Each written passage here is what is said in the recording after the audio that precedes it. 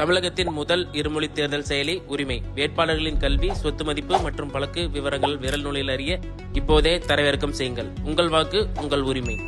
மகளிர் இடஒதுக்கீடு திருத்த மசோதா மீதான வாக்கெடுப்பு நடக்க உள்ள நிலையில் எதிர்க்கட்சிகளுக்கு பிரதமர் நரேந்திர மோடி முக்கிய வேண்டுகோளை விடுத்துள்ளார்.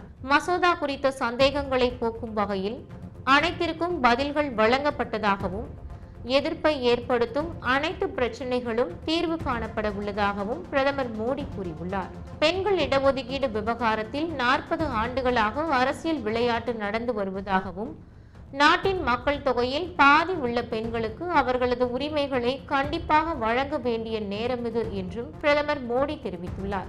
அனைத்து அரசியல் கட்சிகளும் முழுமையான பரிசீலனைக்கு பிறகு பெண்கள் இடஒதுக்கீட்டுக்கு ஆதரவாக வாக்களிக்க வேண்டும் என்றும் பெண்கள் சக்தியின் உணர்வுகளை புண்படுத்தும் எந்த செயலையும் செய்ய வேண்டாம் எனவும் பிரதமர் மோடி வேண்டுகோள் விடுத்துள்ளார். நாட்டில் லட்சக்கணக்கான பெண்களின் கண்கள் நாடாளுமன்றத்தில் இருப்பவர்களின் எண்ணங்கள் மற்றும் முடிவுகளை நோக்கி இருப்பதாகவும் மசோதாவை திருத்தம் செய்வதற்கு அனைவரும் ஆதரவளிக்க வேண்டும் என்றும் பிரதமர் மோடி வலியுறுத்தியுள்ளார்.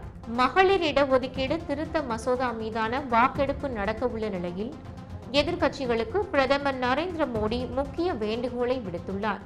மசோதா குறித்த சந்தேகங்களை போக்கும் வகையில் அனைத்திற்கும் பதில்கள் வழங்கப்பட்டதாகவும் எதிர்ப்பை ஏற்படுத்தும் அனைத்து பிரச்சினைகளும் தீர்வு காணப்பட உள்ளதாகவும் பிரதமர் மோடி கூறியுள்ளார். பெண்கள் இடஒதுக்கீடு விவகாரத்தில் 40 ஆண்டுகளாக அரசியல் விளையாட்டு நடந்து வருவதாகவும் நாட்டின் மக்கள் தொகையில் பாதி உள்ள பெண்களுக்கு அவர்களது உரிமைகளை கண்டிப்பாக வழங்க வேண்டிய நேரம் இது என்றும் பிரதமர் மோடி தெரிவித்துள்ளார்.